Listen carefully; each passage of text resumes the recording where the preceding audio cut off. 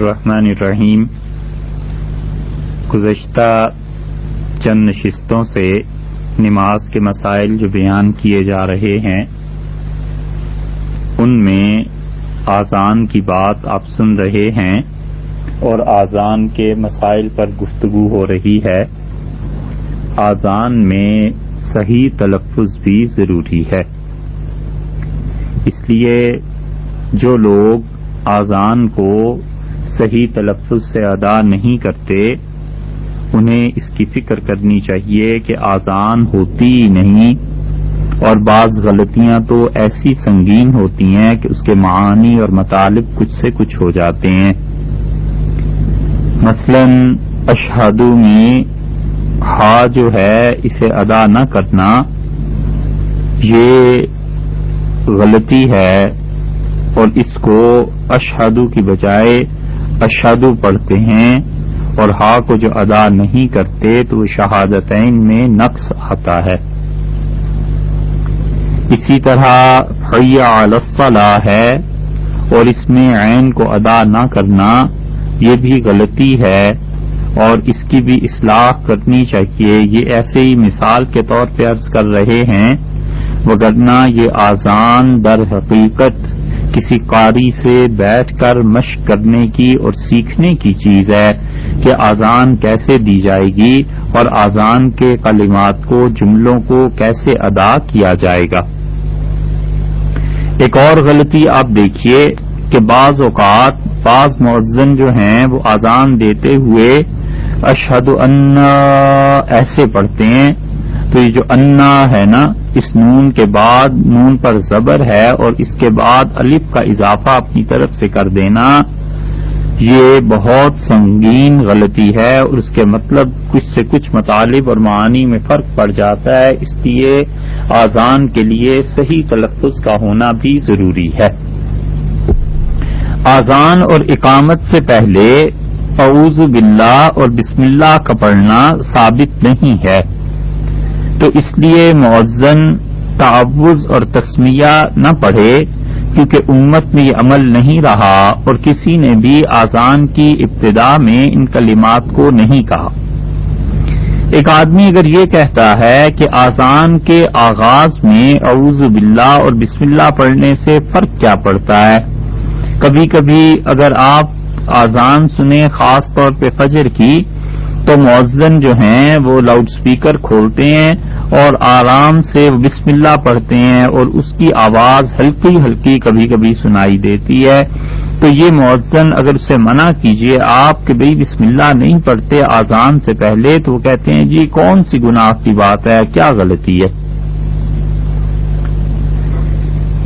کچھ مسائل ایسے ہیں جن کے بارے میں اصول کی بات آپ سے پہلے ہی عرض کر دیں۔ اسی طرح ایک سنگین غلطی یہ بھی کرتے ہیں کہ آذان اور اقامت سے پہلے درود شریف پڑھتے ہیں، خاص طور پہ اسپیکر پہ بلند آواز میں نبی کریم صلی اللہ علیہ وسلم پر صلاۃ و سلام پیش کیا جاتا ہے۔ دوسری بات یہ ہے، اور تیسری چیز جو آذان میں کہ نبی کریم صلی اللہ علیہ وسلم کا اسم گرامی سنتے ہی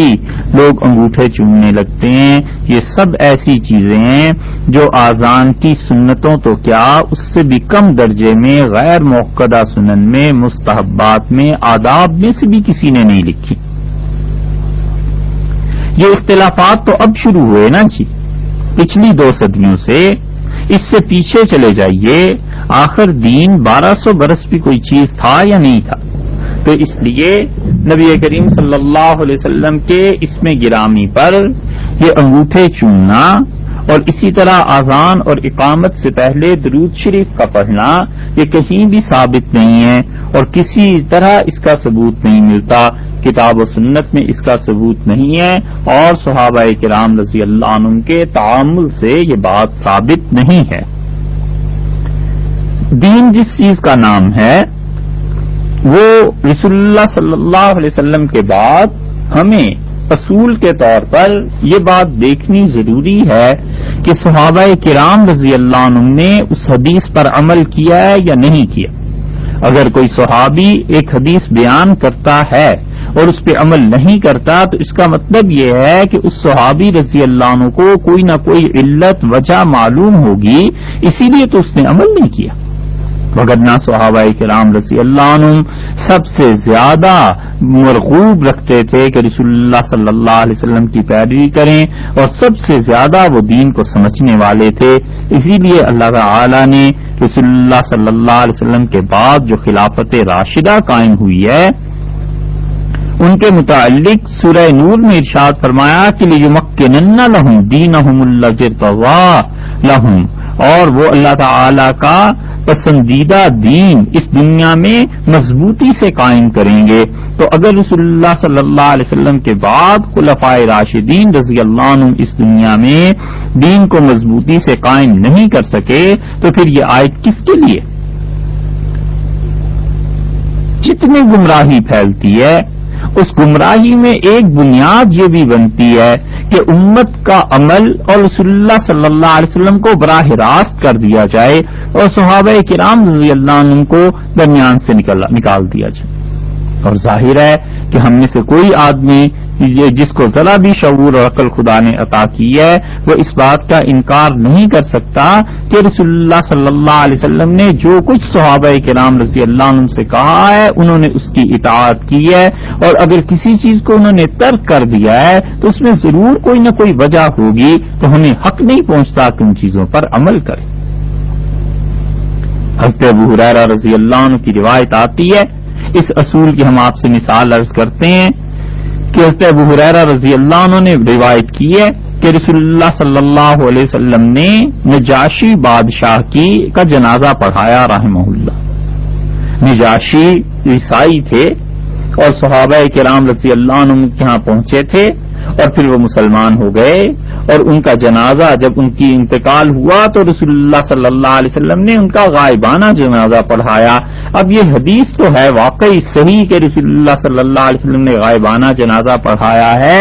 لیکن اسی حدیث کے راوی کو یعنی حضرت ابو ہریرہ رضی اللہ عنہ کو ہم دیکھتے ہیں کہ انہوں نے آخر اس حدیث پہ عمل کیا یا نہیں کیا. انتقال ہوا ہے کب؟ رسول اللہ صلی اللہ علیہ وسلم کی وفات سے کچھ پہلے نجاشی کا انتقال ہوا ہے. رجب 9 ہجری میں انتقال ہوا ہے نجاشی کا، اور 9 ہجری کا واقعہ رسول اللہ صلی اللہ علیہ وسلم کے انتقال سے 2 برس پہلے کا حضرت ابو ہریرہ رضی اللہ عنہ بیان کرتے ہیں کہ حضرت صلی اللہ علیہ وسلم نے غائبانہ جنازہ پڑھا.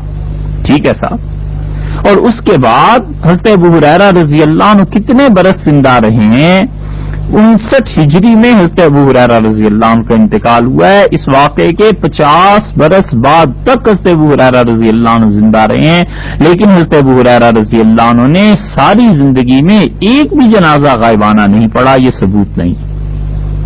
کیوں؟ اس لیے کہ حضرت ابو ہریرہ رضی اللہ عنہ جانتے تھے کہ نجاشی کا معاملہ اسپیشل کیس کا تھا. رسول اللہ صلی اللہ علیہ وسلم نے ان کا جنازہ کسی خاص وجہ سے پڑھا تھا. ان کا بڑا احسان تھا نجاشی رحمۃ اللہ علیہ کے مسلمانوں پر. اللہ تعالی نے درمیان سے پردے ہٹا دیے، گویا کہ رسول اللہ صلی اللہ علیہ وسلم کے سامنے ہی جنازہ پڑھا تھا. اگر یہ غائبانہ نماز جنازہ اس کی شرعی کوئی حیثیت ہوتی تو حضرت ابو ہریرہ رضی اللہ عنہ اس جنازے ابو ہریرہ رضی اللہ عنہ باقی 50 برس نصف صدی تک زندہ رہے ہیں. ہزاروں صحابہ کرام رضی اللہ عنہ کے انتقال کی انہیں اطلاع ملی ہوگی اور ہزاروں ان کے علاوہ دوسرے شہروں میں گزر گئے ہوں گے، کسی کا غائبانہ جنازہ حضرت ابو ہریرہ رضی اللہ عنہ نہیں پڑا. اب ایک آدمی کہتا ہے کہ حدیث میں یوں آیا ہے. ہم کہتے ہیں حدیث میں بالکل آیا ہے، لیکن حدیث کے جو راوی ہیں حضرت ابو ہریرہ رضی اللہ عنہ خود انہوں نے اس حدیث سے کیا سمجھا ہے؟ بھائی یہ تو نہیں ہو سکتا کہ حضرت ابو ہریرہ رضی اللہ عنہ حدیث پر عمل نہ کریں اور ہم ان سے بڑھ جائیں اور حدیث پہ عمل کے دعوے کرنے لگ جائیں. یہ نہیں ہوا کرتا. اس لیے صحابہ کرام رضی اللہ عنہ کے عمل کو دیکھنا چاہیے، اور یہی وہ چیز تھی جو امام ابو حنیفہ رحمۃ اللہ علیہ کے یہاں تھی. اور امام ابو حنیفہ رحمۃ اللہ علیہ اسی طرح مسائل کو ثابت کرتے تھے. یاد رکھیے کسی بھی دعوے کے ثبوت کے لیے، دعوے کو ثابت کرنے کے لیے صرف دلیل کافی نہیں ہے. اگر دعویٰ اور دلیل قائم ہو جائے تو پھر دعویٰ تو یہ بھی کرتے ہیں بہت سے گمراہ کہ حضرت عیسیٰ علیہ الصلوۃ والسلام کا انتقال ہو گیا اور دلیل لے آتے ہیں قرآن پاک سے، بلکہ دعوے کے بعد دلیل، اور دلیل میں سے بھی اس کا ثابت ہونا صحیح ہو دلیل کا، اور اس دلیل سے جو مراد لی جا رہی ہے وہ بھی صحیح ہونی چاہیے۔ اگر مراد لینے میں، اس کے مطالب اخذ کرنے میں، اس سے استنباط کرنے میں، اس سے نتیجہ نکالنے میں غلطی ہو گئی تو دعویٰ اور دلیل اپنی جگہ پر سچے ہو سکتے ہیں، مگر جو اس نے سمجھا ہے یہ غلط ہو جائے گا۔ حضرت علی رضی اللہ عنہ سے کیا کہا تھا ان ظالموں نے؟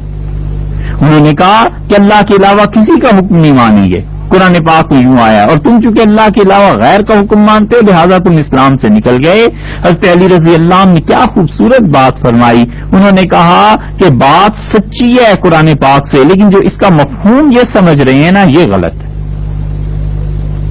اور پھر چوتھی چیز بھی سمجھنی چاہیے، دعویٰ، اس کی صحیح دلیل، اس سے صحیح مراد سمجھے، اور اس کے بعد جو صحیح مراد سمجھا ہے پورے کتاب و سنت پر بھی ایک نگاہ ہونی چاہیے کہ یہ مراد جو میں سمجھا ہوں یہ کسی اور حدیث سے، قرآن پاک کی کسی آیت سے، اسلام کے عمومی مزاج سے، امت کے تعامل سے، اجماع سے، قیاس سے، یہ کسی چیز سے ٹکراتی تو نہیں۔ تو جب دلیل، دعویٰ بھی ٹھیک، دلیل بھی ٹھیک، اس کے بعد جو سمجھا ہے وہ بھی ٹھیک، اور وہ پھر تعارض بھی نہیں ہے کسی اور چیز سے، تب جا کر کہیں مسائل ثابت ہوتے ہیں۔ امام ابو حنیفہ رحمۃ اللہ علیہ کے متعلق الخیرات الحسان میں ابن حجر مکی رحمۃ اللہ علیہ نے بہت اچھی ایک بات لکھی ہے، اور وہ کہتے ہیں کہ کان شدید المعرفہ، حضرت امام ابو حنیفہ رحمۃ اللہ علیہ کو رسول اللہ صلی اللہ علیہ وسلم کی احادیث کی انتہائی معرفت حاصل تھی، بہت زیادہ پہچان تھی۔ کس چیز سے؟ بناسخ الحدیث، وہ جانتے تھے کہ کون کون سی احادیث کن کن احادیث کو کینسل کرتی ہیں، منسوخ کرتی ہیں، پہلے کون سا حکم رسول اللہ صلی اللہ علیہ وسلم نے دیا تھا، بعد میں کون سا حکم آیا تھا، کس حکم نے کس کو کینسل کیا تھا۔ اور پھر وہ کہتے ہیں کہ امام ابو حنیفہ رحمۃ اللہ علیہ ہمیشہ ثقہ راویوں سے حدیث لیتے تھے، اور امام ابو حنیفہ رحمۃ اللہ علیہ کہتے تھے والآخر من فعل رسول اللہ صلی اللہ علیہ وسلم، اور یہ دیکھتے رہو کہ رسول اللہ صلی اللہ علیہ وسلم کا آخری فعل کیا تھا، وفات سے پہلے وہ کس چیز پر تھے، وہ چھان پھٹک کے سارا معاملہ حل ہو جائے گا۔ اسی لیے وہ کہتے ہیں امام ابو حنیفہ رحمۃ اللہ علیہ کے متعلق کہ کوفہ کے جو علماء تھے ان میں امام ابو حنیفہ رحمۃ اللہ علیہ یہ بات کہتے تھے، یعنی ڈنکے کی چوٹ وہ یہ کہتے تھے کہ ہمارا اصول یہ ہے کہ رسول اللہ صلی اللہ علیہ وسلم نے وفات سے پہلے کیا عمل کیا، ہم آخری فعل کو دیکھیں گے۔ محدثین حدیث کو سند، حدیث کی سند کو حدیث کہتے ہیں، اور وہ جب کہتے ہیں کہ یہ حدیث صحیح ہے یہ ضعیف ہے تو مراد ان کی سند ہوتی ہے، اور یہ ضروری نہیں کہ سند صحیح ہو تو متن بھی صحیح ہو، اور متن صحیح ہو تو سند بھی صحیح ہو، کئی جگہ متن صحیح ہوتا ہے اور سند غلط ہو جاتی ہے، اور سند صحیح ہو جاتی ہے اور متن صحیح نہیں ہوتی۔ عقائد کے لیے ہمیشہ متواتر چیزیں دیکھنی چاہیے، احادیث یا تواتر عملی طور پر امت کا ثابت ہو یہ دیکھنا چاہیے، اور احکامات جب ثابت کرنے ہوں تو یہ دیکھنا چاہیے کہ کون کون سی احادیث صحیح ہیں اپنی ذات کے اعتبار سے اور حسن کے درجے تک پہنچی ہیں، اور فضائل جب بیان کرنے ہیں اور ترغیب لوگوں کو کسی چیز کی دینی ہے، اور تاریخ ہے اس میں ضعیف احادیث کو بھی بسا اوقات لے آتے ہیں، مگر ذوف ایسا نہ ہو جو جھوٹ تک پہنچ جائے، اور کتاب، سنت، اجماع یہ سب کی سب چیزیں ایسی ہیں جن سے دین ثابت ہوتا، اور مشائخ کا تعامل، مبشرات، خواب دیکھنا اچھے اور خواب میں کسی کی طرف سے اس کی تائید ہو جانا یہ محض مؤیدات ہیں، تائید کرتے ہیں کہ تم حق پہ ہو، باقی اصل چیز وہ کتاب و سنت کی پیروی ہے، اور ہر ایک کو کتاب پہ، سنت پہ، صحابہ کرام رضی اللہ عنہم کے تعامل پہ اس پہ پرکھا جائے گا۔ یہ اصول نہیں ہے کہ حضرت یوں کرتے تھے اور فلاں یوں کرتا تھا، دیکھا یہ جائے گا کہ قرون اولیٰ میں لوگ کیا کرتے تھے۔ اس لیے جب ہم ان مسائل کو جو آذان کے متعلق آپ سے عرض کیے ہیں بالکل ابتدائی دور میں لے جاتے ہیں تو کوئی پتہ نہیں چلتا، کوئی صحابی رضی اللہ عنہ نہیں کہتا کہ ہم نبی کریم صلی اللہ علیہ وسلم پہ صلاۃ و سلام پیش کرتے تھے پھر اس کے بعد آذان دیتے تھے، یہ کہیں نہیں ملے گا کہ مسجد نبوی میں جو آذان دینے والے مؤذن تھے وہ پہلے آتے ہوں، روزہ اطہر پہ سلام پیش کرتے ہوں، پھر آذان دینے جاتے ہوں۔ اگر یہ آذان کا کوئی حصہ ہوتا صلاۃ و سلام تو رسول اللہ صلی اللہ علیہ وسلم کی قبر مبارک مسجد نبوی سب سے زیادہ اس بات کی مستحق تھی، ڈیزرو کرتی تھی کہ وہاں پہ لوگ حاضری دیتے، آذان والے پہلے، پھر جا کر وہ آذان اور اقامت اور یہ چیزیں ہوتی، کسی نے نہیں کی۔ اسی لیے طحطاوی میں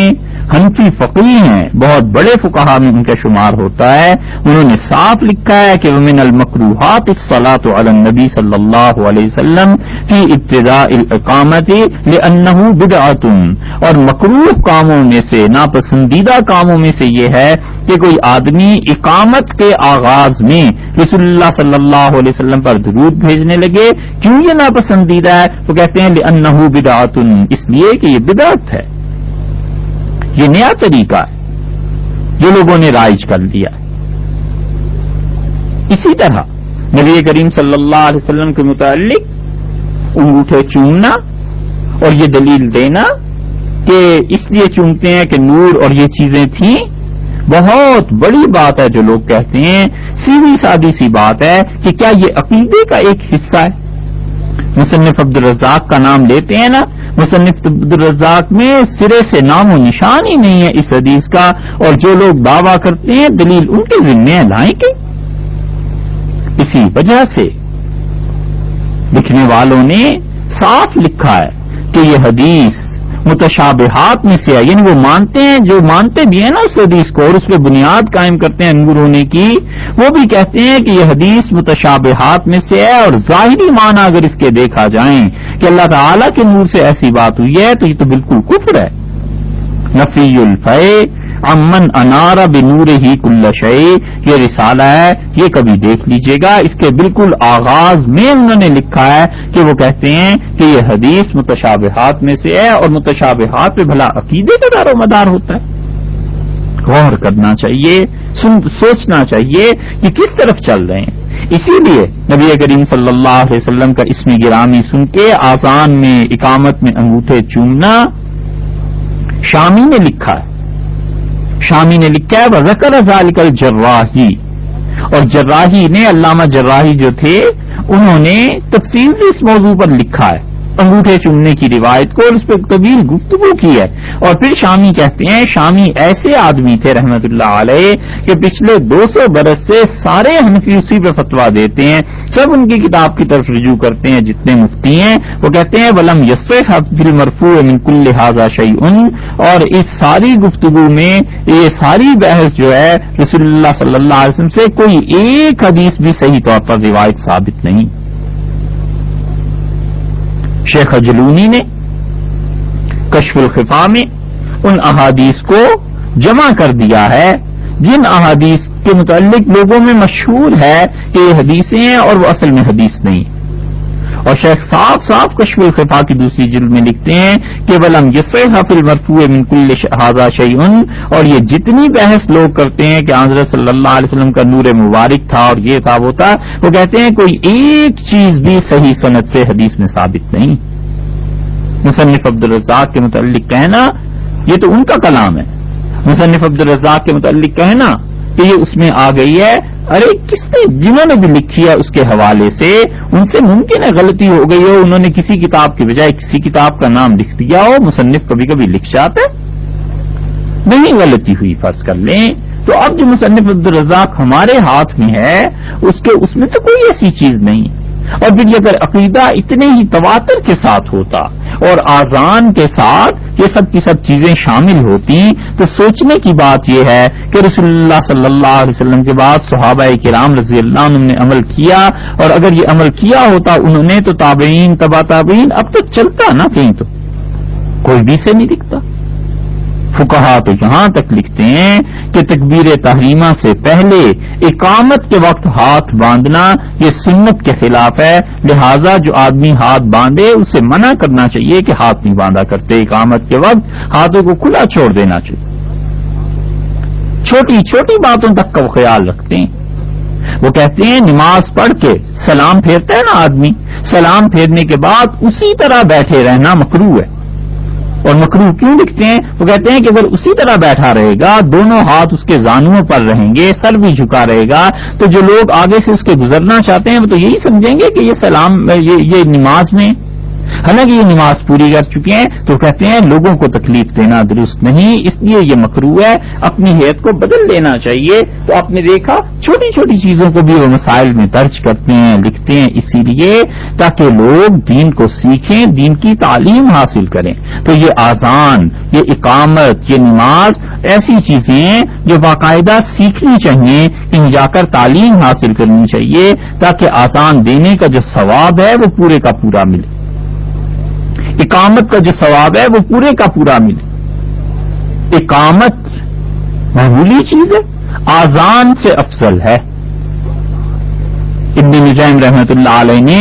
بحر الرائق میں 15 سے زیادہ ایسے مسائل ذکر کیے ہیں جس میں انہوں نے ثابت کیا ہے کہ یہ بات اگرچہ یعنی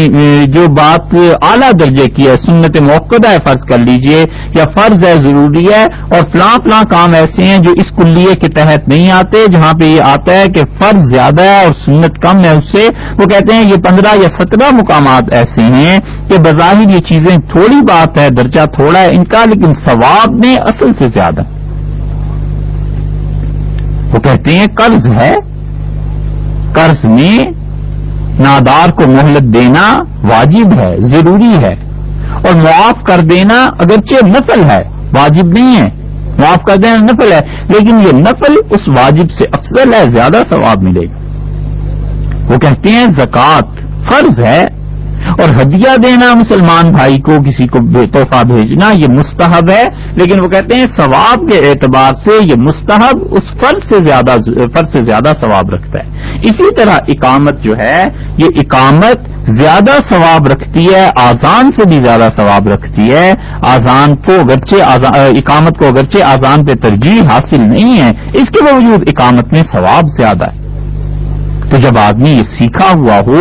کہ اقامت سنت کے مطابق کیسے کہنی ہے، آذان سنت کے مطابق کیسے دینی ہے، تو پھر اس کا نتیجہ یہ نکلے گا کہ وہ زیادہ ثواب کا اور ان چیزوں کا مستحق بنے گا. اور آذان کے کچھ مسائل مزید ہیں، انہیں بھی آپ سن لیجئے، اور اقامت کے. اور ان میں سے ایک مسئلہ یہ ہے کہ ٹیپ ریکارڈر پر آذان کو ٹیپ کر لینا اور اس ٹیپ ریکارڈر سے پھر سنوانا یہ جائز نہیں ہے. اب تو اتنا زیادہ عام نہیں ہے، کہیں لاکھوں میں ایک آدھ جگہ ایسے ہو جاتا ہے، مگر ہمارے زمانے کے بعد ایسا وقت آ جائے گا جب مساجد کے مؤذن ٹیپ ریکارڈر چلا دیا کریں گے اور آذان اس سے ہو جایا کرے گی. وہ آذان جائز نہیں ہے، اس کا اعتبار نہیں ہے. اگر کہیں ایسے ہو جائے تو دوبارہ آذان دینی ضروری ہے، اور اس کے علاوہ اگر نماز پڑھ لی گئی تو پھر وہ نماز بغیر آذان کے ہوگی. وقت سے پہلے آذان اور اقامت کہنا، یہ پہلے بھی عرض کیا تھا کہ جائز نہیں ہے. اور وقت سے پہلے آذان دینا امام محمد امام ابو حنیفہ رحمۃ اللہ علیہ کے نزدیک تو کسی وقت بھی جائز نہیں ہے، چاہے وہ فجر ہے اور چاہے وہ کوئی اور نماز. اور ان کی دلیل ابو داؤد کی وہ حدیث ہے جس میں حضرت عبداللہ ابن عمر رضی اللہ عنہما کہتے ہیں کہ حضرت بلال رضی اللہ عنہ نے غلطی سے صبح صادق سے پہلے ایک مرتبہ آذان دے دی، ابھی صبح نہیں ہوئی تھی. تو فأمرہ النبی صلی اللہ علیہ وسلم، تو رسول اللہ صلی اللہ علیہ وسلم نے انہیں حکم دیا کہ ان یرجع، آپ نے فرمایا دوبارہ جاؤ اور آذان دو دوبارہ، اور آذان کے ساتھ یہ کہنا لوگوں سے کہ الا ان العبد قد نام، لوگوں بندہ سو گیا تھا.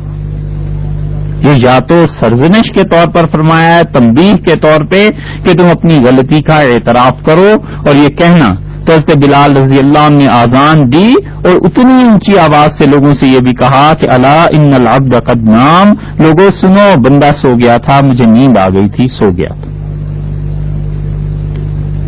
یہ دلیل ہے اس بات کی کہ آدمی جب اپنی غلطی سے رجوع کرے تو جس طرح غلطی ہوئی تھی رجوع بھی ویسا ہی ہے. گناہ اگر تنہائی میں مخفی طور پہ ہوا ہے تو مخفی طور پہ اللہ کے سامنے توبہ کافی ہے، اور گناہ لوگوں کے سامنے کیا ہے تو لوگوں کے سامنے اس گناہ کا اعتراف بھی ہونا چاہیے. کسی پہ الزام لگا دیا، تہمت لگا دی، کسی کی توہین کر دی، کسی کو کہہ دیا کہ آپ نے فراڈ کیا ہے، کسی خاتون کے متعلق نازیبا جملے کہہ دیے 10,000 کے مجمع میں، اور چپکے سے رات کو جا کے الگ تنہائی میں اس خاتون کے سامنے ہاتھ جوڑ لیے، معاف کر دیں، آپ کا بڑا حق بنتا تھا. یہ اللہ کے ہاں ایسی توبہ پوری مکمل کام نہیں آئے گی. اگر 10 آدمیوں کے سامنے یہ گناہ کیا ہے تو ان 10 کے سامنے بھی نیکی کرنی چاہیے، رجوع بھی ایسے ہی ہونا چاہیے. سارے خاندان کو جمع کر کے کہہ دیا کہ فلاں آدمی ایسا ہے، اور تھوڑے دنوں بعد اپنی غلطی کا احساس ہوا تو اب چلے جا رہے ہیں تنہائی میں ٹسوے بہانے اور اس سے اعتراف کرنے. کوئی ایسی بات نہیں ہونی چاہیے. انہی لوگوں کے سامنے ایک ایک کے گھر جا کر کہے کہ وہ جو میں نے کہا تھا نا وہ جھوٹ بولا تھا، وہ آدمی ایسا نہیں ہے. اس لیے بھائی اس حدیث سے یہ معلوم ہوتا ہے کہ رسول اللہ صلی اللہ علیہ وسلم نے وہ جو آذان حضرت بلال رضی اللہ عنہ وقت سے پہلے دے دی تھی، آپ نے فرمایا آذان بھی لوٹاؤ اور جا کر لوگوں سے یہ بھی کہنا کہ بندہ سو گیا تھا. اس سے معلوم ہوتا ہے کہ آدمی جو حرکت لوگوں کے سامنے کرتا ہے بری، اس سے جب رجوع کرے، توبہ کرے تو لوگوں کے سامنے کرے تاکہ اپنے نفس پر بوجھ پڑے اور آئندہ ایسی حرکت نہ ہو. اور اس سارے مسئلے میں جب 1-2 بار کرے گا تو نفس پہ اتنا بوجھ پڑے گا کہ آدمی خود جھک مارتا ہے اور کہتا ہے کہ آخر مجھے ایسے کام کرنے کی ضرورت ہی کیا ہے کہ مجھے بعد میں رجوع کرنا ہے. بڑا اصلاح نفس کا سامان ہے اس حدیث میں اگر آدمی کرنا چاہے تو. زوال سے پہلے جمعے کی آذان دے دینا، یہ بھی بعض جگہ پر ہوتا ہے کہ زوال کا وقت شروع ہو رہا ہے نقشے کے مطابق 12:20 پہ اور آذان ہو جائے گی 12:15. ایسی آذان نہیں ہوتی. ضروری ہے کہ 12:20 پہ اگر زوال ہے تو پھر 12:20 کے بعد آذان دی جائے. فجر کی آذان میں تاخیر ہو جاتی ہے، اور جب تاخیر ہو جائے تب بھی بلند آواز سے آذان دینا ضروری ہے. عام طور پر دیکھا جاتا ہے کہ اگر اجالا ہو گیا، لوگ بیدار ہو گئے، گاڑیاں وغیرہ چلنے لگی تو اب آذان دیتے ہوئے گھبراتے ہیں کہ لوگ کیا کہیں گے. ارے بھی لوگوں کو چھوڑو، وقت کے اندر اندر ابھی وقت ہے اور نماز ہونی ہے تو آذان دی جانی چاہیے. یہ نہیں ہے کہ فرض بغیر آذان کے پڑھ لیے یا فرض پہلے پڑھ لیے اور اب یاد آیا کہ آذان نہیں دی تھی، تو اس صورت میں تو آذان ساقط ہو جائے گی. مگر یہ کہ آذان دینی چاہیے وقت پر. اور بہتر یہ ہے کہ دیگر نمازوں کی طرح فجر میں بھی جماعت سے 15 منٹ پہلے 10 منٹ پہلے آذان دی جائے تاکہ لوگ آذان کی آواز سن سکیں. ہمارے ہاں ہوتا یہ ہے کہ صبح صادق ہوتے ہی فجر کی آذان ہو جاتی ہے، اس کو تو بس وہی سنتا ہے جو رات کو تہجد پڑھتا ہے، اول تو کوئی سنتا ہی نہیں. اور اگر اتفاقاً کسی کی آنکھ کھل جائے آذان پہ تو اسے بھی پتا ہوتا ہے کہ ابھی تو 1 گھنٹے بعد نماز ہوگی، وہ پھر سو جاتا ہے اور پھر جماعت بھی رہ جاتی ہے. اس لیے بہتر یہ ہے کہ صبح کی آذان میں بھی اس روش کو تبدیل کیا جائے اور جماعت سے 15 منٹ پہلے 20 منٹ پہلے یا 10 منٹ پہلے جو بھی معمول ہو اتنی اس سے پہلے آذان دی جائے تاکہ لوگ صحیح وقت پہ بیدار بھی ہو جائیں اور انہیں پتا ہو کہ اب جماعت میں اتنا ہی وقت رہ گیا ہے کہ اٹھ کے وضو کر کے اور سنتیں پڑھ کے مسجد ہی جانا. اسی لیے رسول اللہ صلی اللہ علیہ وسلم نے فرمایا کہ آذان اور اقامت کے درمیان اتنا وقفہ رکھنا کہ کھانے والا اپنا کھانا کھا لے اور جسے وضو وغیرہ کی ضرورت ہے وہ وضو کر لے اور پھر مسجد پہنچ جائے. امام کی خاطر کہ امام صاحب آ جائیں، نماز میں اگر معمولی سی تاخیر ہو جائے تو درست ہے، کوئی حرج نہیں ہے. اسی طرح بسا اوقات کسی بزرگ اور بڑی شخصیت کے لیے بھی تھوڑی سی تاخیر ہو جائے تو درست نہ ہو. یہ جو خوشامد والی چیزیں ہیں نا، اس سے بچنا چاہیے. اور تاخیر کا یا تو پھر دوسری صورت یہ ہے کہ شرارت کا ڈر ہو، پتا ہو کہ افسر ہے اور اگر جماعت پہلے شروع ہو گئی تو انہوں نے یا تو ڈانٹ دینا ہے اور یا پھر یہ ہونا ہے کہ اس آدمی نے اپنے دل میں یہ بات رکھنی ہے اور یہ غصہ کسی اور طرح اتارے گا، تو اس کی شرارت سے بچنے کے لیے تو پھر انتظار کر لیا جائے، وگرنہ معمولی سی تاخیر اگر کوئی شرعی چیز ہو تو اس کے لیے کوئی حرج نہیں ہے، نہیں شور مچانا چاہیے۔ ایک حدیث آپ کو سناتے ہیں، یہ اگر کبھی واقعہ کسی امام بیچارے کے ساتھ ہو جائے، کسی مولوی صاحب کے ساتھ ہو جائے تو پورے شہر میں ڈھنڈورا پٹ جائے، اس لیے کہ ہم لوگوں کے ذہن تعلیم نہ ہونے کی وجہ سے بند ہیں، شریعت کی تعلیم تو سیکھی نہیں نا۔ حضرت ابو ہریرہ رضی اللہ عنہ کی روایت مسلم میں آئی ہے اور بہت جگہ پر یہ حدیث آئی ہے، جس کا خلاصہ یہ ہے کہ رسول اللہ صلی اللہ علیہ وسلم مسجد میں تشریف لائے اور ہم نے صفیں سیدھی کر لی تھی، اور پھر رسول اللہ صلی اللہ علیہ وسلم کھڑے ہوئے مصلی پر اور تکبیر تحریمہ کہنے ہی والے تھے کہ کچھ یاد آیا اور آپ نے فرمایا اعلی مکانکم، اپنی جگہ پہ رہو میں آتا ہوں، لے گئے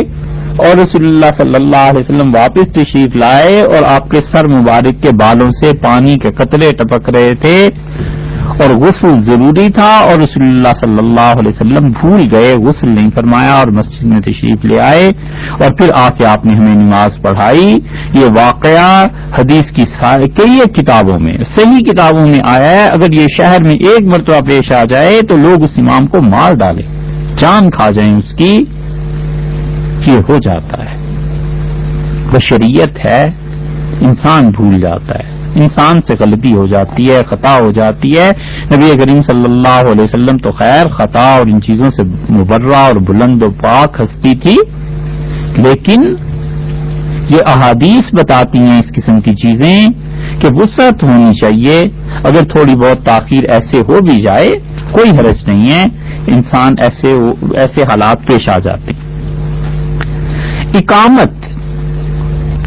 اس کے بالکل آغاز میں ہی کھڑے ہو جانا یہ مستحب ہے،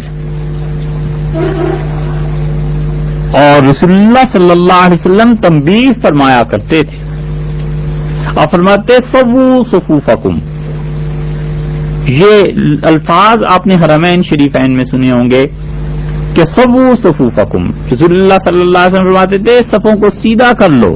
فإن تسویۃ الصفوف، لوگوں اور صفوں کو سیدھا کرنا من اقامت الصلاۃ، یہ نماز کے اہتمام میں داخل ہے، نماز کے حکم میں داخل ہے۔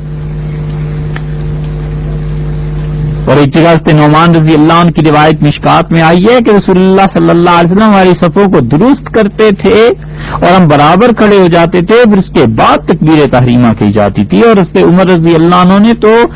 ایک آدمی رکھا تھا، ایک صحابی رضی اللہ عنہ تھے، اور رسول اللہ صلی اللہ علیہ وسلم کے لیے اس پہ بلال رضی اللہ عنہ تھے، وہ مسجد میں گھوم پھر کے ساری صفوں کو دیکھتے تھے، احتیاط سے چیک کرتے تھے کہ سب لوگ ٹھیک کھڑے ہو گئے ہیں، کندھے سے کندھا مل گیا اور ٹخنا ٹخنے کے مقابلے میں آ گیا ہے، اور پھر آ کے وہ تکبیر تحریمہ کہتے، وہ اقامت کہتے تھے۔ یہی صحیح طریقہ ہے کہ صفیں بالکل سیدھی کر لی جائیں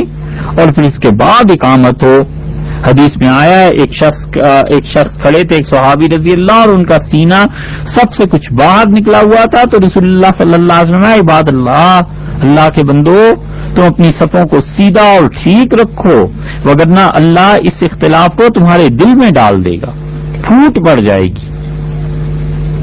یہ ہے چھوٹی سی بات بظاہر دیکھنے میں، لیکن ان اعمال کا اثر پڑتا ہے کہ امت میں اختلاف پڑ جاتا ہے، پھوٹ پڑ جاتی ہے۔ یہ اتفاق اور اتحاد کی تقریریں کرنے والے، ان کو دیکھو جب صفوں میں کھڑے ہوتے ہیں نا تو ان کی صفوں میں کتنا وقفہ ہوتا ہے، یہ اس چیز کو سمجھتے ہی کچھ نہیں کہ رسول اللہ صلی اللہ علیہ وسلم نے بتلایا ہے تمہارے اس فعل کا اثر یہ پڑے گا کہ تمہارے دل پھٹ جائیں گے۔ اسی لیے ابو ہریرہ رضی اللہ عنہ کی روایت مسلم میں آئی ہے کہ رسول اللہ صلی اللہ علیہ وسلم کے لیے جب تکبیر کہی جاتی تھی تو جائے نماز پر آپ کے تشریف لانے سے پہلے لوگ اپنی صفوں میں بالکل مکمل طور پر تیار ہوتے تھے۔ یہ جو فقہا نے لکھا ہے کہ حی علی الفلاح پر کھڑا ہونا چاہیے، تو اس کا مطلب یہ نہیں ہے کہ اقامت ہو رہی ہے اور سب بنے بیٹھے ہوئے ہیں آرام سے، اور جب حی علی الفلاح کہا تو اٹھ کھڑے ہوئے، یہ مطلب نہیں ہے۔ اس کا مطلب طحطاوی رحمت اللہ علیہ نے در مختار کی جو شرح لکھی ہے اس میں بڑا واضح طور پر لکھا ہے، وہ کہتے ہیں کہ وَالظَّاهِرُ أَنَّهُ احتراز عن التاخیر لا التقدیم، اس کا مطلب یہ ہے کہ کھڑے ہونے میں آخری حد یہ ہے کہ حی علی الصلاۃ کہہ دیا جائے، آخری حد یہ ہے، اس کے بعد تو بالکل ہی نہ بیٹھا رہے، کھڑا تو پہلے ہی ہو جانا چاہیے تھا، لیکن کوئی آخری حد ہے تو پھر یہی ہے۔ وہ کہتے ہیں لت تقدیم، اس کا مطلب یہ نہیں ہے کہ اس سے پہلے کھڑا نہ ہو، حتیٰ لو قام اول الاقامہ، حتیٰ کہ وہ آدمی، چنانچہ وہ لوگ جو اقامت کے بالکل آغاز میں کھڑے ہوتے ہیں، لا باس، کوئی حرج نہیں ہے۔ اصل مستحب یہی ہے کہ شروع سے ہی صفیں سیدھی کر لینی چاہیے۔ اب تو یہ جہالت کی باتیں ہیں کہ مؤذن اقامت شروع کر دیتا ہے، امام محراب میں مصلی میں بیٹھا ہوا ہے، مقتدی بھی بیٹھے ہوئے ہیں، وہ اکیلا تکبیر پڑھے جا رہا ہے، اور جب حی علی الصلاۃ اس نے حی علی الفلاح کہا تو اب امام صاحب بھی اٹھے اور سب بھی، یہ بےہودہ حرکت نہیں کرنی چاہیے۔ شرعی دلیل تو بہت دور کی بات ہے، کسی نے یہ لکھا ہی نہیں، وہ سب یہ کہتے ہیں کہ حی علی الصلاۃ آخری چیز ہے، حی علی الفلاح جس پہ وہ کھڑا ہو، اس سے دیر نہ کرے۔ اس لیے اصل وہ ہے کہ انسان شروع سے ہی کھڑا ہو جائے، اور رسول اللہ صلی اللہ علیہ وسلم کے لیے یہ بھی تھا کہ آپ کے تشریف آوری سے پہلے ہی سب لوگ اپنی اپنی جگہوں پر کھڑے ہو جاتے تھے، اور اس طرح نماز کا آغاز ہوتا تھا، اور پھر جب سب لوگ اپنی صفیں وغیرہ سیدھی کر لیتے تھے تو پھر اس کے بعد رسول اللہ صلی اللہ علیہ وسلم کے سامنے اقامت کہی جاتی تھی۔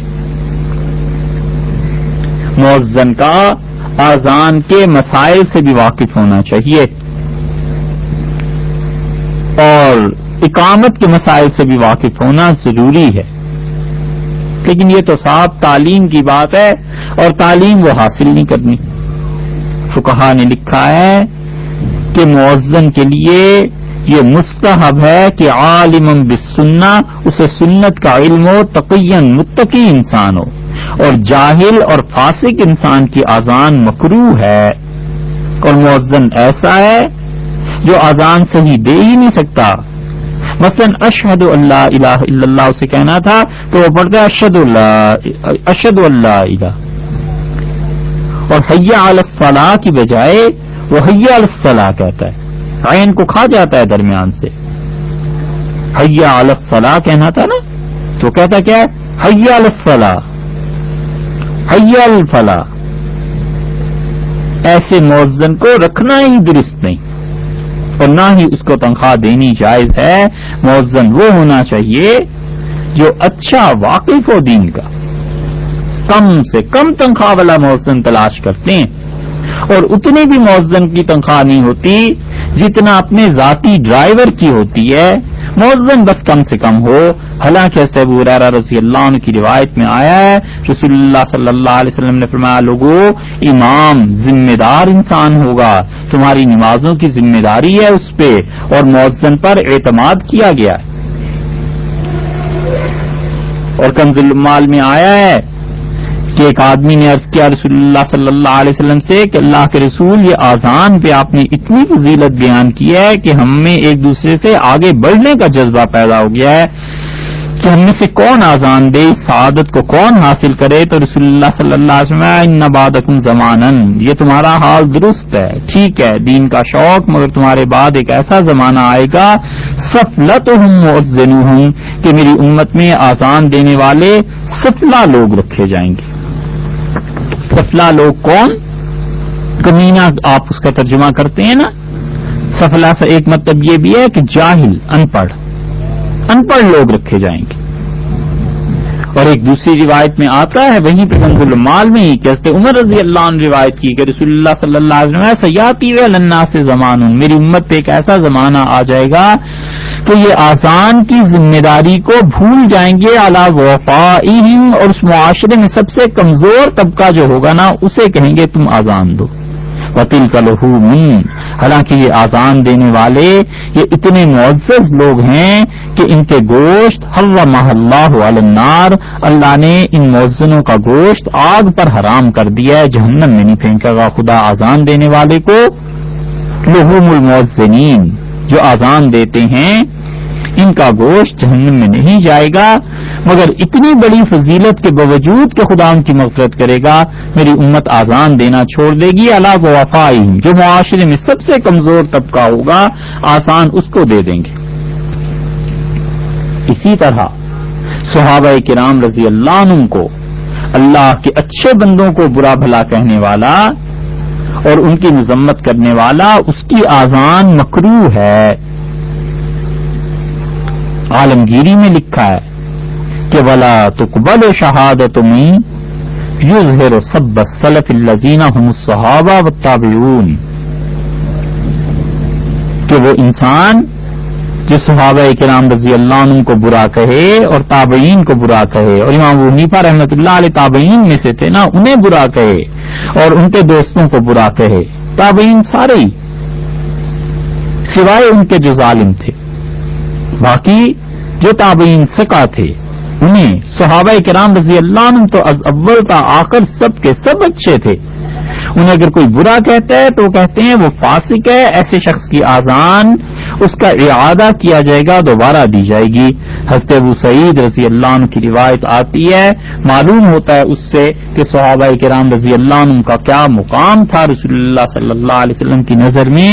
اس لیے آدمی کو ہمیشہ اپنے آپ کو بچا کر رکھنا چاہیے، صحابہ رضی اللہ عنہ کے معاملے میں کبھی زبان درازی نہ کرے، کبھی زبان نہ کھولے، ہمیشہ ان کا ذکر خیر سے کرنا چاہیے۔ وہ ایسی ہستیاں تھیں کہ اللہ تعالی نے ہمارے ہاتھوں سے انہیں محفوظ رکھا، پتہ نہیں ہم اس زمانے میں ہوتے تو شاید ان کے ہاتھوں، ان کے خون سے ہم اپنے ہاتھ رنگ لیتے، اللہ نے ہمارے ہاتھوں سے محفوظ رکھا انہیں، اب ضروری ہے کہ ہم اپنی زبانوں سے بھی وہ لوگ محفوظ رہیں۔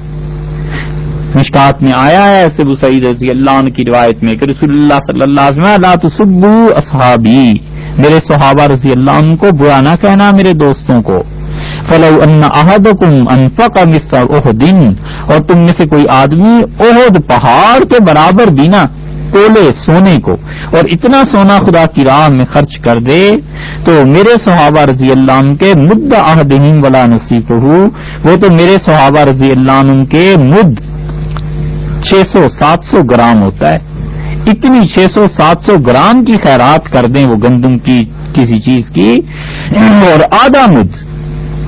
300-350 گرام خیرات کر دیں، فرمایا تم اور پہاڑ کو سونے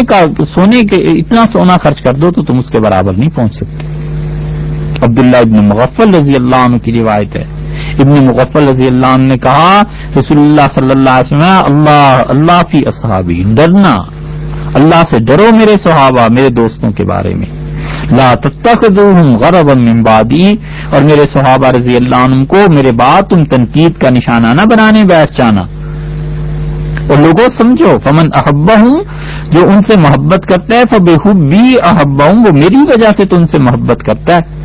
فمن ابغضہم، اور جو انہیں برا کہتا ہے، فببغضی ابغضہم، وہ میری وجہ سے ہی تو انہیں برا کہتا ہے۔ یعنی جو تعریف کرتا ہے صحابہ کرام رضی اللہ عنہ کی، در حقیقت وہ میری تعریف کرتا ہے کہ اس عظیم ہستی کے شاگرد کیسے تھے، اس عظیم پیغمبر علیہ الصلوۃ والسلام کے دوست کیسے تھے، کہ انہیں اچھا کہتا ہے، وہ میری تربیت کی تعریف کرتا ہے نا، کہ میں نے ان کی کتنی اچھی ٹریننگ، کتنی اچھی تربیت انہیں دی، اور جو انہیں برا کہتا ہے وہ در حقیقت مجھے ہی برا کہتا ہے، وہ مجھ پہ ہی الزام لگاتا ہے کہ رسول اللہ صلی اللہ علیہ وسلم ان کی تربیت کر ہی نہیں پائے، اور رسول اللہ صلی اللہ علیہ وسلم کے جو ساتھی تھے، دوست تھے، وہ ایسے برے تھے علیہ باللہ۔ یہ ہے مطلب اس حدیث کا۔ اور فرمایا ومن اذاہم فقد اذانی،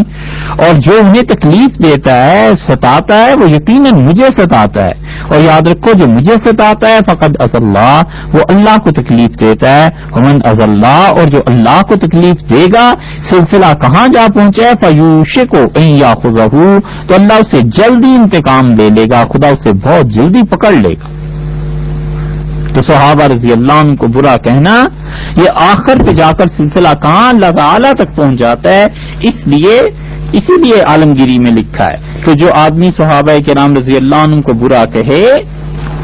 اس آدمی کو آذان نہ دینے دی جائے، اور اگر آذان دیتا ہے تو آذان کا اعادہ کیا جائے، البتہ اقامت کا نہیں۔ یہ بھی یاد رکھنا چاہیے کہ آذان کا جواب دینا عورتوں کے لیے مستحب ہے، صرف یہی نہیں ہے کہ مرد دیں۔ خواتین گھر میں آذان سنتی ہیں نا، تو آذان کا جواب خواتین کو بھی دینا چاہیے۔ علامہ منذری رحمۃ اللہ علیہ اپنی ترغیب میں یہ روایت لائے ہیں کہ رسول اللہ صلی اللہ علیہ وسلم نے فرمایا یا معاشر النساء، عورتیں آ گئی تھیں مسجد نبوی میں، تو آپ نے فرمایا عورتوں اذا سمعتن آذان ھذا الحبشی، جب تم اس میرے حبشی کی آذان سنو نا، مراد حضرت بلال رضی اللہ عنہ سے محبت سے فرمایا میرا یہ حبشی جب آذان دے، وہ اقامت ہو، اور جب تم اس کی اقامت سنو تو فقلن کما یقول، ایسے ہی کہا کرو جیسے یہ کہتا ہے۔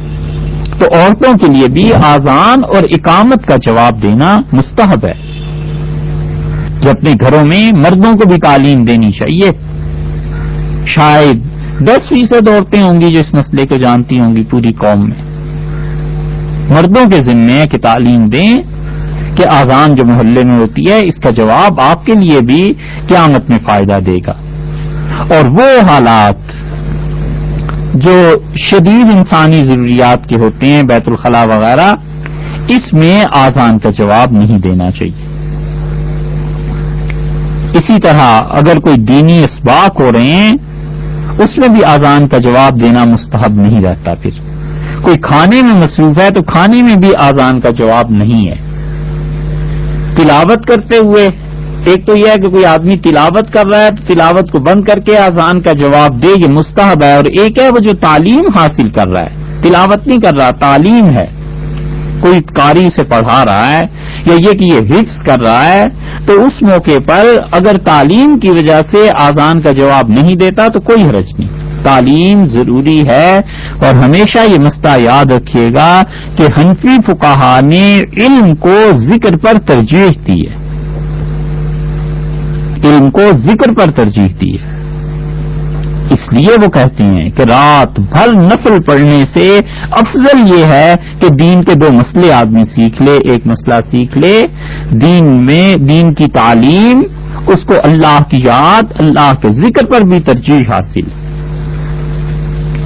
مسجد میں جو حضرات بیٹھے ہوئے ہوتے ہیں،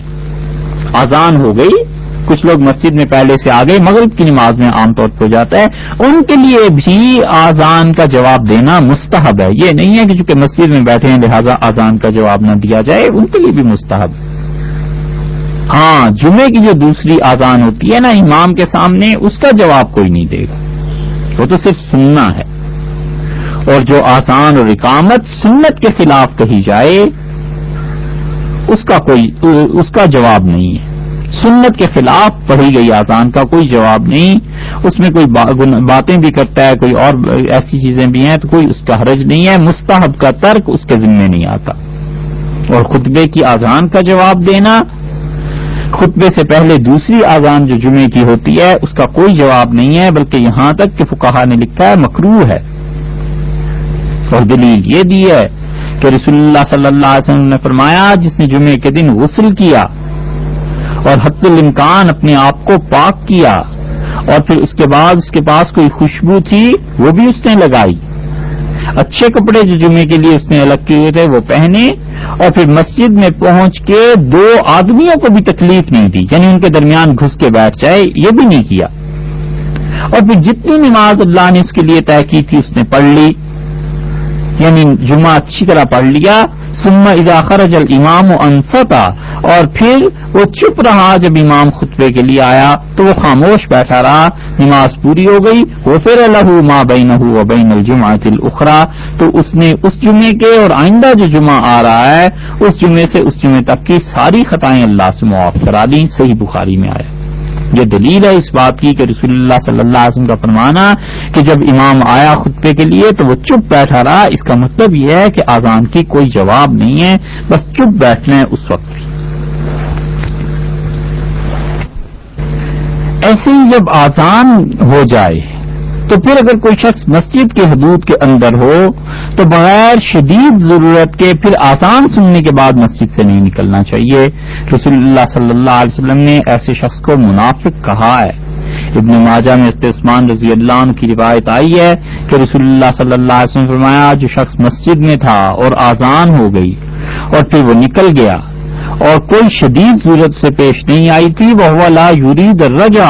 اور اس کا لوٹنے کا ارادہ بھی نہیں ہے نماز کا تو فہو منافق، وہ انسان منافق ہے۔ اس لیے جب آذان ہو جائے تو پھر مسجد سے نکلنا مناسب نہیں، ہاں کوئی شدید ضرورت ایمرجنسی ایسی پیش آ جاتی ہے تو پھر وہ ایک الگ بات ہے۔ بعض اوقات لوگ میت کو دفن کر کے بھی آذان دیتے ہیں، یاد رکھیے میت کو دفن کرنے کے بعد قبر پہ آذان دینا یہ بدعت ہے، اس کا کوئی ثبوت نہیں۔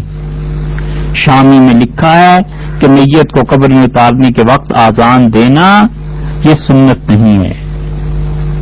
اور وہ کہتے ہیں ہمارے زمانے میں یہ بات عام ہو گئی ہے، لیکن قد صرح ابن حجر اور ابن حجر رحمۃ اللہ علیہ نے اپنے فتاوی میں اس کی تصریح کی ہے بأنہ بدعۃ کہ یہ بدعت ہے، اور انہوں نے فرمایا ہے کہ جو لوگ یہ سمجھتا ہے کہ سنت پہ سے قیاس کر لیا جائے، جیسے نومولود بچے کے کان میں آذان دیتے ہیں، اقامت کہتے ہیں، اور موت کو ولادت کے ساتھ ملا کر اس نے سنت کو خیال کر لیا، تو کہتے ہیں فلم یسب، یہ بات صحیح نہیں ہے، اس لیے میت کو تدفین کے بعد اس پہ آذان نہیں دی جائے گی کہ اپنے پاس سے نئی چیز نکالنی ہے۔ بڑی اچھی بات امام شاطبی رحمۃ اللہ علیہ نے الاعتصام بالسنہ میں لکھی ہے، انہوں نے کہا عبداللہ ابن مسعود رضی اللہ عنہ کہتے تھے کہ اتبعوا اثرنا، ہم جو صحابہ کرام رسول اللہ صلی اللہ علیہ وسلم کے ساتھ رہے ہیں ہمارے نقش قدم پر چلو، ولا تبتدعوا، اور دیکھو نئی نئی چیزیں دین میں نہ ایجاد کرنا، فقد کفیتم، ہمارے پیچھے چلنا ہی تمہاری نجات کو کافی۔ اور حضرت حذیفہ رضی اللہ عنہ کہتے تھے، کتنا اچھا جملہ انہوں نے کہا، ان کا کلو عبادت، ہر وہ عبادت لم یتعبدھا اصحاب رسول اللہ، جسے رسول اللہ صلی اللہ علیہ وسلم کے صحابہ کرام رضی اللہ عنہ نے نہیں نہ کیا، فلا تعبدوها، تم بس اس ایسی عبادت نہ کرنا۔ سیدھی سی بات، ہر وہ عبادت جسے رسول اللہ صلی اللہ علیہ وسلم کے صحابہ کرام رضی اللہ عنہ نے نہیں کیا، ایسی کوئی عبادت تم بھی نہ کرنا، کیونکہ اگر کوئی آدمی اپنی طرف سے عبادت کی باتیں نکالتا ہے تو یقیناً وہ دوسرے لفظوں میں یہ کہتا ہے کہ دین پورا نہیں ہوا، الیاذ باللہ یہ ایک چیز رہ گئی تھی جو میں پوری کر رہا ہوں۔ اسی لیے ابن مسعود رضی اللہ عنہ نے کہا کہ ہمارے پیچھے چلتے رہو، بس یہ کافی ہے۔ یہ اذان اس لیے ہوتی ہے کہ لوگوں کو نماز کے لیے بیدار کیا جائے، اذان کے علاوہ بھی لوگوں کو نماز کی دعوت دینی چاہیے۔ عبداللہ ابن طاہفہ رضی اللہ عنہ کی روایت آئی ہے مسند احمد میں، وہ کہتے ہیں کہ رسول اللہ صلی اللہ علیہ وسلم گھر سے نکلے، فجعل یوقظ الناس، تو رسول اللہ صلی اللہ علیہ وسلم نے لوگوں کو بیدار کیا اور یہ فرمایا الصلاۃ، نماز ہو رہی ہے، نماز کے لیے جاؤ۔ وکان اذا خرج، اور وہ عادت نقل کرتے ہیں کہ حضرت صلی اللہ علیہ وسلم جب نماز کے لیے گھر سے تشریف لے جاتے تھے، یوقظ الناس، تو لوگوں کو نماز کے لیے جگاتے تھے۔ اس لیے اپنے بیوی بچوں کو، اہل خانہ کو نماز کے لیے کہنا، جگانا یہ مستحب ہے۔ حضرت عثمان بن عبد العاص کی روایت آئی ہے، وہ کہتے ہیں مشکات میں آیا کہ میں نے رسول اللہ صلی اللہ علیہ وسلم کو سنا،